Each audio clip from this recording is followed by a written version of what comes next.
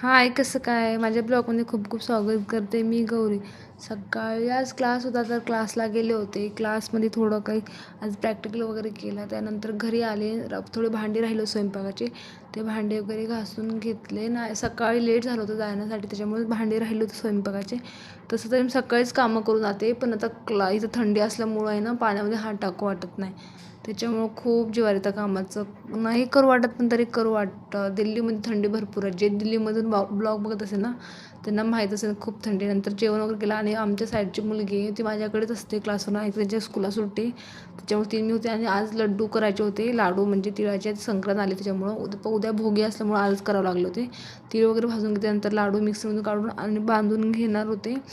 म्हणजे आता उद्या भोगी आहे ना तर आज उद्या असलं की उद्या माझा पण क्लास आहे त्यामुळे सकाळचा क्लास 12-1-1:30 वाजता घरी यायला त्याच्यामुळं होत नाही. त्याच्यामुळे म्हटलं आजच करून घ्या. आज टाईम पण होता. आणि एका साडीला माझ्या फॉल लावायची होती. प्लीज कमेंट करू नका. फॉल वेगळे मला माहिती आहे पण साडीमधनं फॉल ती दिसत नाही त्याच्यामुळं लावत आहे. आणि लावायचं म्हणजे कसं इथं जवळ दुकान पण होती घरामध्ये आणि मला संक्रांतीला घालायची त्याच्यामुळं लावत आहे ती. आणि ते फॉल दिसत नाही त्याच्यामधनं मेन म्हणजे. नंतर संध्याकाळचा स्वयंपाक वगैरे केला छान.